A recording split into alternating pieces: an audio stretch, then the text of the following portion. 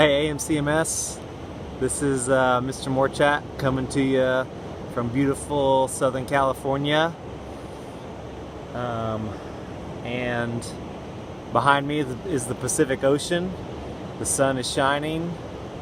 And I'm going to go ahead and read to you guys from back here. So, just listen, enjoy the views, and yeah.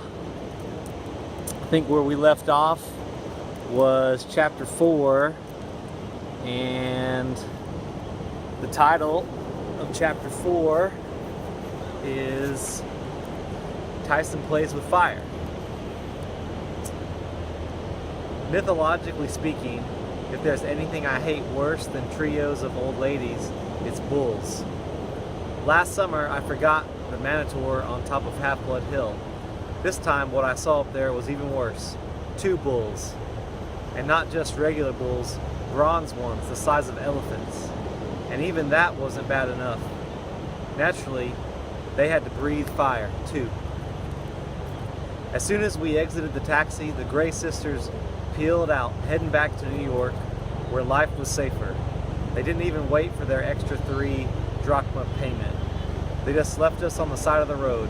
Annabeth with nothing but her backpack and knife, Tyson and me still in our burned up tie-dye gym clothes. "Oh man," said Annabeth, looking at the battle raging on the hill.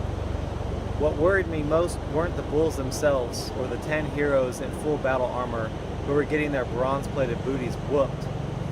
What worried me was that the bulls were ranging all over the hill, even around the backside of the pine trees. That shouldn't have been possible. The camp's magic boundaries didn't allow monsters to cross past Thalia's tree, but the metal bulls were doing it anyway. One of the heroes shouted, "Border Patrol, to me!"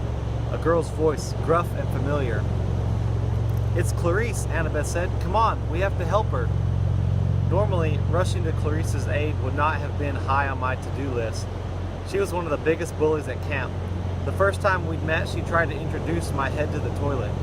She was also a daughter of Ares, and I'd had a very serious disagreement with her father last summer.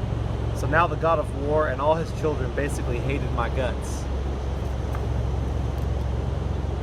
Still, she was in trouble. Her fellow warriors were scattered, running in panic as the bulls charged. The grass was burning in huge swaths around the pine tree. One hero screamed and waved his arms as he ran in circles, the horsehair plume on his helmet blazing like a fiery mohawk. Clarice's own armor was charred. She was fighting with a broken spear shaft, the other end embedded uselessly in the metal joint of one bull's shoulder. I uncapped my ballpoint pen. It shimmered, growing longer and heavier until I held the bronze sword Aclamosus in my hands. "Tyson, stay here. I didn't want you taking any more chances." "No," Annabeth said, "we need him." I stared at her. "He's mortal. He got lucky with the dodgeballs, but he can't." "Percy, do you know what those are up there?" "The Cochill bulls, made by Hephaestus himself. We can't fight them without Medea's sunscreen SPF 50,000. We'll get burned to a crisp." "Medea's what?" Annabeth rummaged through her backpack and cursed. "I had a jar of tropical coconut scent sitting on my nightstand at home. Why didn't I bring it?" I'd learned a long time ago not to question Annabeth too much. It just made me more confused. "Look, I don't know what you're talking about, but I'm not going to let Tyson get fired." "Percy, Tyson, stay back." I raised my sword. "I'm going in." Tyson tried to protest, but I was already running up the hill towards Clarice, who was yelling at her patrol, trying to get them into flanks formation. It was a good idea. The few who were listening lined up shoulder to shoulder, locking their shields to form an oxhide and bronze wall, their spears bristling over the top like porcupine quills. Unfortunately, Clarice could only muster 6 campers. The other 4 were still running around with their helmets on fire. Annabeth ran toward them, trying to help. She taunted one of the bulls into chasing her. then turned invisible, completely confusing the monster. The other bull charged Clarice's line. I was halfway up the hill, not close enough to help Clarice. Hadn't even seen me yet. The bull moved deadly fast for something so big. Its metal hide gleamed in the sun. It had fist-sized rubies for eyes and horns of polished silver. When it opened its hinged mouth, a column of white-hot flame blasted out. "Hold the line," Clarice ordered her warriors. Whatever else you could say about Clarice, she was brave. She was a big girl with cruel eyes like her father's. She looked like she was born to wear Greek battle armor, but I didn't see how even she could stand against the bull's charge. Unfortunately, at that moment, the other bull lost interest in finding Annabeth.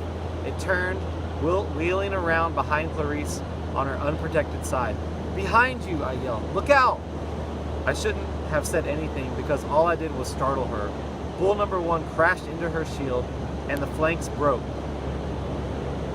Clarice went flying backward and landed in the smoldering patch of grass. The bull charged past her, but not before blasting the other heroes on its fiery breath. Their shields melted right off their arms. They dropped their weapons and ran as bull number 2 closed in on Clarice for the kill. I lunged forward and grabbed Clarice by the straps of her armor. I dragged her out of the way just as bull number 2 freight train passed. I gave it a good swipe with Riptide and cut a huge gash in its flank, but the monster just creaked and groaned and kept on going. It hadn't touched me, but I could feel the heat of its metal skin. Its body temperature could have microwaved a frozen burrito. "Let me go!" Clarice pummeled my hand. "Percy, curse you!" I dropped her in a heap next to the pine tree and turned to face the bulls. We were on the inside slope of the hill now, the valley of Camp Half-Blood directly below us. The cabins, the training facilities, the big house, all of it at risk if these bulls got past. Annabeth shouted orders to the other heroes, telling them to spread out and keep the bulls distracted. Bull number 1 ran a wide arc, making its way back toward me. As it passed the middle of the hill, where the invisible boundary line should have kept it out, it slowed down a little, as if it were struggling against a strong wind. But then it broke through and kept coming. Bull number 2 turned to face me, fire sputtering from the gash I'd cut in its side. I couldn't tell if it felt any pain, but its ruby eyes seemed to glare at me like I'd just made things personal. I couldn't fight both bulls at the same time. I'd have to take down bull number 2 first, cut its head off before bull number 1 charged back into range. My arms already felt tired.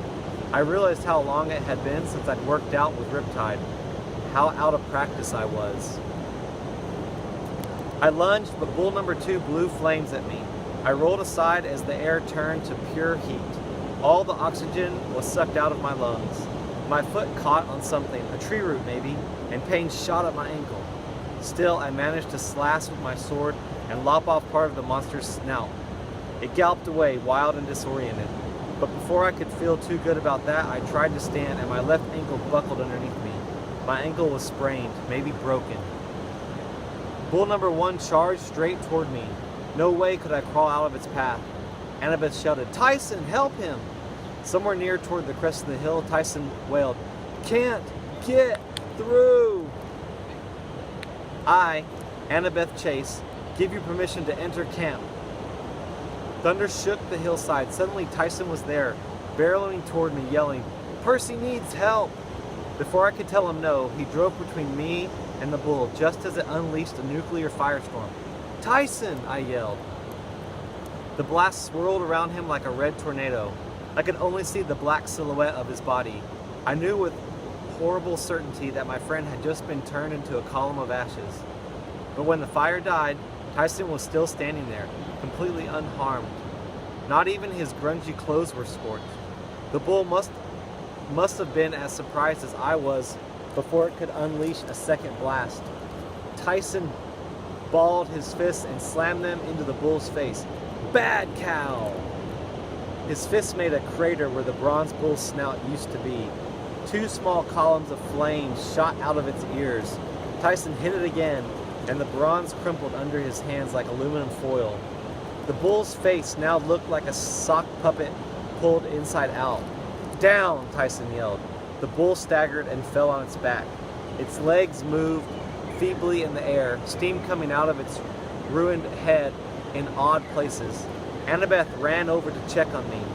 My ankle felt like it was filled with acid, but she gave me some Olympian nectar to drink from her canteen, and I immediately started to feel better. There was a burning smell that I later learned was me. The hair on my arms had been completely singed off. "The other bull?" I asked. Annabeth pointed down the hill. Clarice had taken care of bad cow number 2. She impaled it through the back leg with a celestial bronze spear. Now with its snout half gone and a huge gash in its side, it was trying to run in slow motion, going in circles like some kind of merry-go-round animal. Clarice pulled off her helmet and marched toward us. A strand of her stringy brown hair was smoldering, but she didn't seem to notice. "You ruined everything," she yelled at me. "I had it under control." I was too stunned to answer. Annabeth grumbled. "Good to see you too, Clarice." "Ugh!" Clarice screamed. "Don't ever try saving me again." "Clarice," Annabeth said, "you've got wounded campers." That sobered her up. Even Clarice cared about the soldiers under her command. "I'll be back," she growled, then trudged off to assess the damage. I stared at Tyson. "You didn't die." Tyson looked down like he was embarrassed. "I'm sorry. Came to help, disobeyed you." "My fault," Annabeth said. "I had no choice. I had to let Tyson cross the boundary line to save you. Otherwise, you would have died." "Let him cross the boundary line?" I asked. "But, Percy," she said, "have you ever looked at Tyson closely? I mean, in the face? Ignore the mist and really look at him. The mist makes humans see only what their brains can process. I knew it could fool demigods too, but I looked Tyson in the face. It wasn't easy. I'd always had trouble looking directly at him, though I never quite understood why. I thought it was just because he always had peanut butter in his crooked teeth. I forced myself to focus on his big lumpy nose, then a little higher at his eyes. No, not eyes. One eye. One large, calf-brown eye right in the middle of his forehead, with thick lashes and big tears trickling down his cheeks on either side. "Tyson," I stammered. "You're a..." "Cyclops," Annabeth offered. "A baby, by the looks of him. Probably why he couldn't get past the boundary line as easily as the bulls. Tyson's one of the homeless orphans." "One of what?" "They're in almost all big cities," Annabeth said distastefully. "They're mistakes, Percy. Children of nature, spirits and gods. Well, one god in particular, usually, and they don't always come out right. No one wants them. They get tossed aside. They grew up wild on the streets. I don't know how this one found you, but he obviously likes you. We should take him to Chiron. Let him decide what to do." "But the fire, how?" "He's a Cyclops," Annabeth paused. "And if she were remembering something unpleasant, they work the forges of the gods. They have to be immune to fire. That's what I was trying to tell you." I was completely shocked. How had I never realized that what Tyson was? But I didn't have too much time to think about it just then. The whole side of the hill was burning. Wounded heroes needed attention. And there were still 2 bandaged up bronze bulls to dispose of. Banged up bronze bulls to dispose of, which I didn't figure would fit in our normal recycling bins. Clarice came back over and wiped the soot off her forehead. "Jackson, if you can stand, get up. We need to carry the wounded back to the big house. Let Tonchulus know what's happened." "Tonchulus?" I asked. "The activities director," Clarice said impatiently. "Chiron is the activities director. And where's Argyrus? He's head of security. He should be here." Clarice made a sour face. "Argus got fired. You two have been gone too long. Things are changing. But Chiron, he trained kids to fight monsters for over 3,000 years. He can't be gone. What happened?" "That happened," Clarice snapped. She pointed to Thalia's tree. Every camper knew the story behind the tree. 6 years ago, Grover, Annabeth, and 2 other demigods named Thalia and Luke had come to Camp Half-Blood chased by the armies of monsters. When they got cornered on top of the hill, Thalia, the daughter of Zeus, had made her last stand here to give her friends time to reach safety. As she was dying, her father Zeus took pity on her and changed her into a pine tree. Her spirit had reinforced the magic borders of the camp, protecting it from monsters. The pine had been here ever since, strong and healthy. But now its needles were yellow. A huge pile of dead ones littered the base of the tree.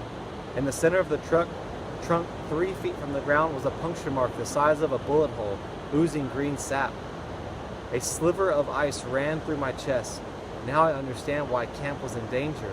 The magical borders were failing because Thalia's tree was dying. Someone had poisoned it. Alright, that's the end of chapter 4. We're just going to stay here in California, and I'll keep reading. Check in for chapter 5.